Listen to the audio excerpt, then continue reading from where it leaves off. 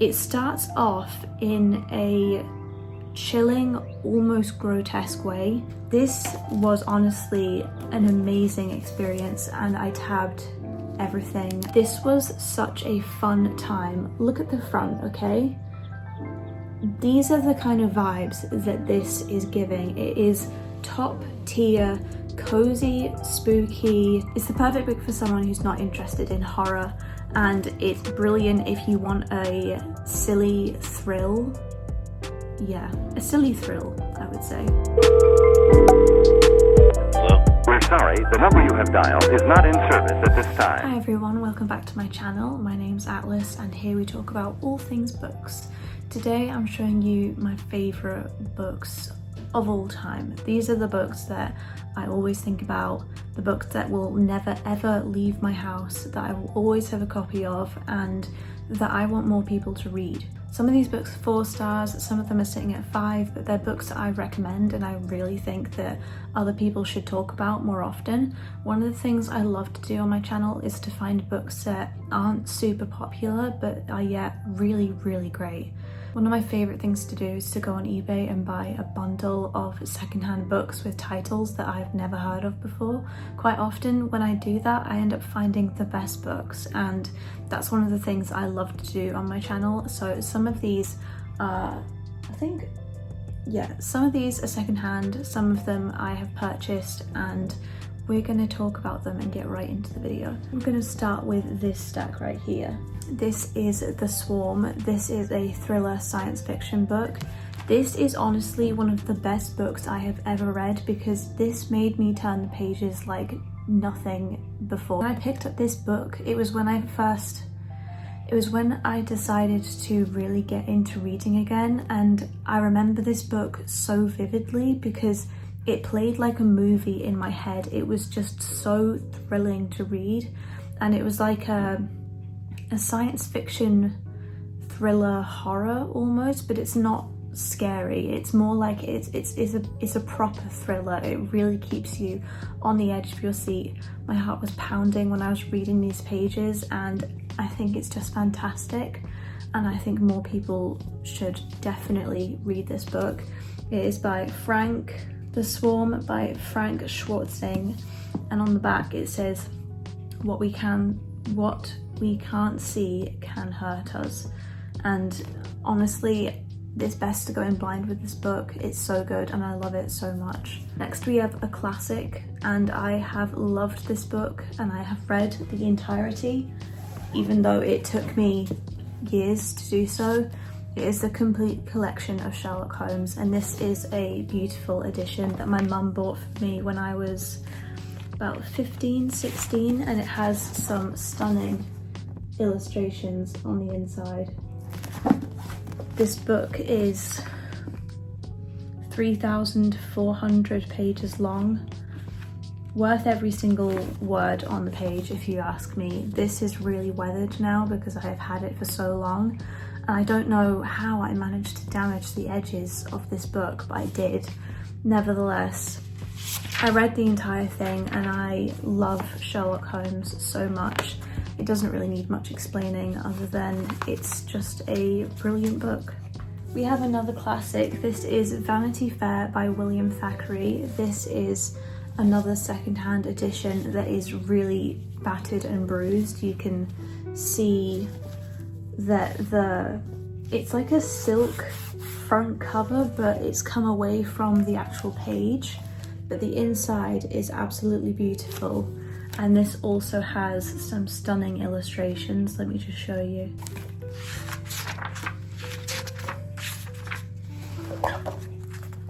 Look at that, it's just beautiful. I read this in a bookish vlog. I'll see if I can link it right here. This is honestly a brilliant love story, and it takes you down routes that you do not expect. It's very realistic for the time, it's tragic, and the characters are really three-dimensional. They rub you up the wrong way, they make you so mad, and they also make you feel so much empathy for them at the same time.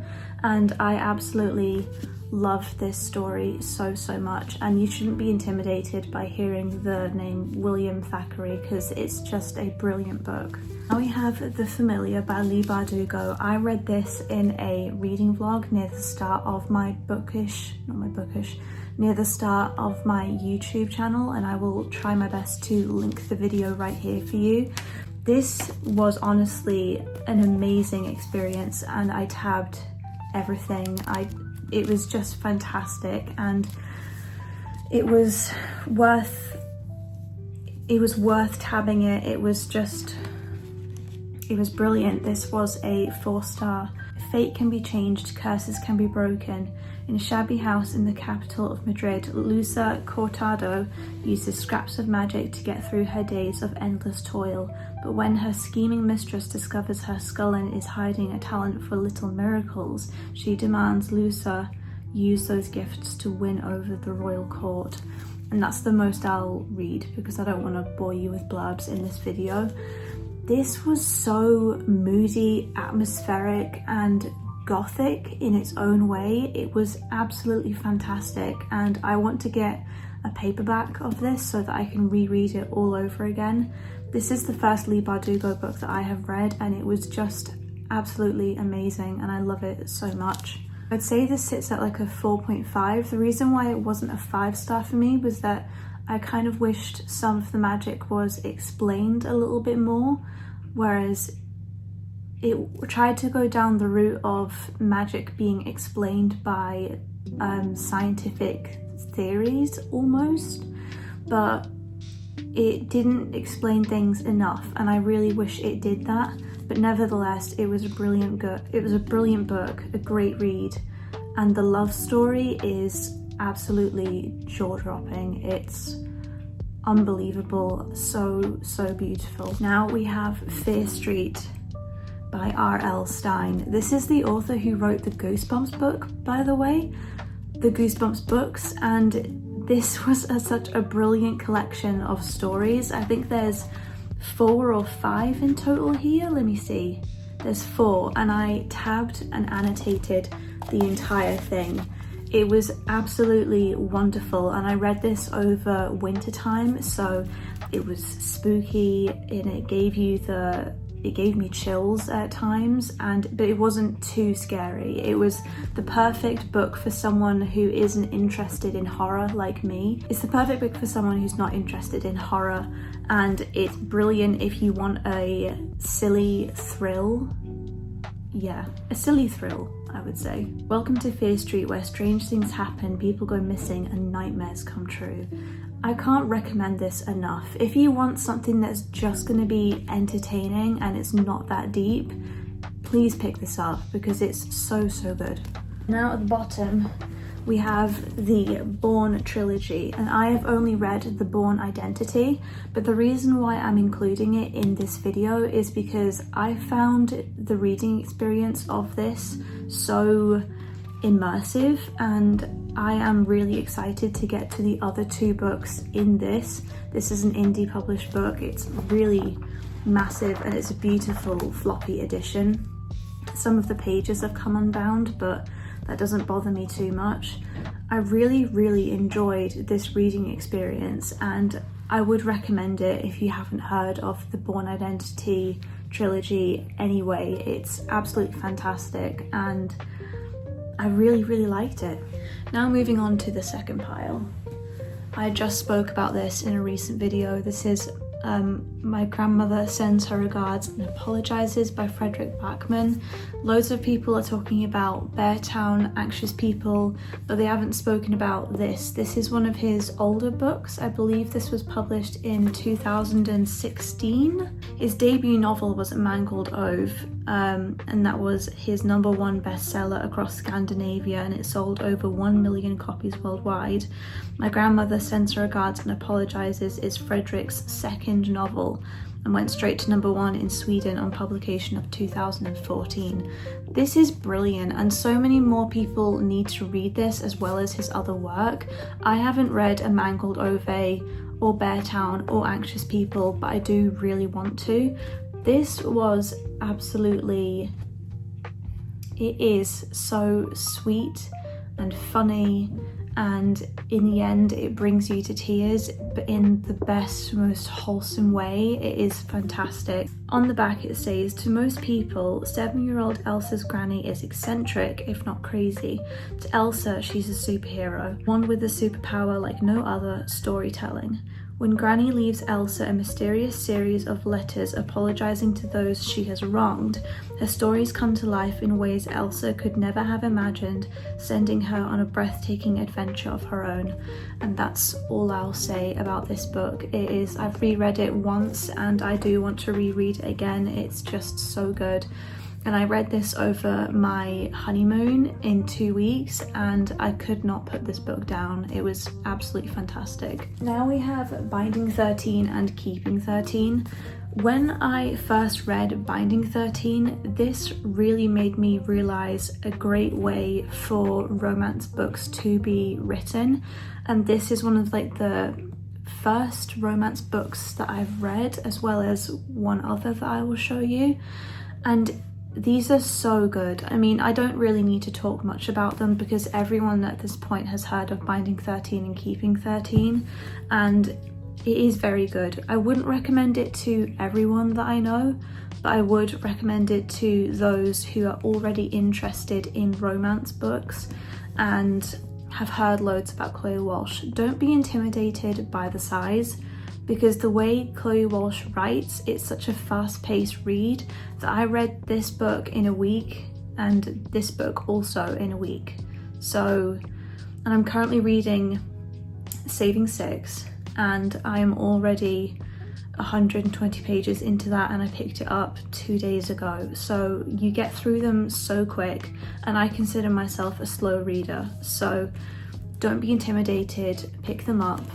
They're so good, and the characters of Johnny and Shannon are so realistic, and so you just feel so much for them when you go through their journey. And yeah, I think you should read these. Another one of my favorite books is The Silence of Severance. This story had me in a chokehold the entire time. Thankfully, it's not that long. It's only about 300 pages. 286 to be exact, and this was absolutely insane. It says on the back, your wedding day should be the most unforgettable day of your life, and this is one wedding day that will never be forgotten. It starts off in a chilling, almost grotesque way, and you're thinking, oh my word, what on earth is going on here? How is this going to be explained? And as you read the story, it gives the most insane tale of how things happen, and it is so brilliant. I don't want to talk too much about it. This is a mystery thriller, I would say, and it's just brilliant. I am interested in Wes Markin's other work because this was unbelievable, and I love the style in the way he writes because it just kept me wanting to turn the pages and to keep reading. It was absolutely amazing. It has really taught me of how a good mystery thriller can be written. So if you've never heard of this, pick this up and you love mystery thriller, because this was absolutely breathtaking and disturbing and just mesmerizing. It was brilliant. Now we have another classic. This is Emma by Jane Austen. I love this book so much. This is quite whiplash, to be honest, from the last book that we were talking about. This edition I have also has illustrations on the inside, and I love this book so much. I do want to get a paperback so that I can reread it and annotate this book. It's just stunning. You don't really need to know too much about Emma, but she is a comfort character to me, and I love the movie adaptation with Gwyneth Paltrow playing the role of Emma. I think she did such a wonderful job, and Jane Austen's stories are so comforting to me, and so I absolutely love this story so much. And if you haven't read Emma, it's definitely a good one to start with. Now we're going to talk about The Cutthroat Cafe by Nikki Thornton. This was such a fun time. Look at the front, okay? These are the kind of vibes that this is giving. It is top tier, cozy, spooky, amazing. It is fantastic. It's a children's book, so the font is really big. I think this is also technically book 3 in a series. Her first book, I think, is The Last Chance Hotel. Then there's The Bad Luck Lighthouse, and now we have Welcome to the Cutthroat Cafe. And this is so good. It involves a talking cat named Nightshade, and the main character is called Seth. Seth and his talking cat Nightshade arrive in a magical town of Gramachi to gain an apprenticeship, but he soon discovers that the existing apprentices are under attack at the town's scrumdiddlyumptious cafe, which is far more deadly than it is delightful.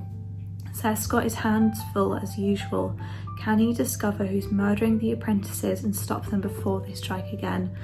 This was brilliant, and it was such a fast read, and I do want to reread this because it was just so cozy and grimy, but in a really young, silly kind of way. Giving a good enough description of these books, by the way. Look at this right here.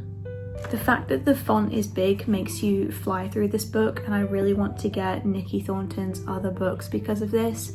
It was just fantastic and I loved it so much. Now we have Watermelon by Marianne Keyes. I have read this in a bookish reading vlog, something like that, and again I will try and link it above if I can.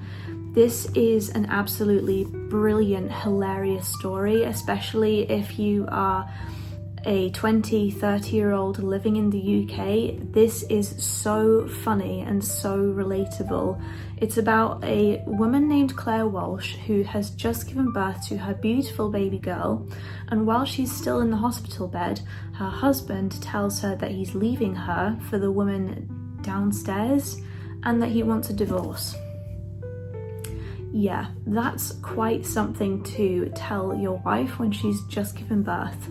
And what she ends up doing is moving back home to Ireland to be with her parents, to try and build her life up all over again. And it is just so funny, the waves of emotion that she goes through and the journey that you are taken on along with her. And the name Watermelon is perfect for this, and when you read the book you will learn why. It is fantastic and I love it, and I can't wait to reread this book. And that is all of my favourite books. We have how many in total? 13 books in total. Is that right? Yeah, 13 books in total that are my favourite books. I love them and I can't recommend them enough, and I will probably do an updated version of this video each year, but so far that's it. Those are all my favourite books, and I have talked about them in one video or another, and I probably will continue to talk about them in the future, and hopefully some more books along the way. If you like this video, please subscribe because I would love to see you again soon. My little family in YouTube, we do a lot of bookish videos.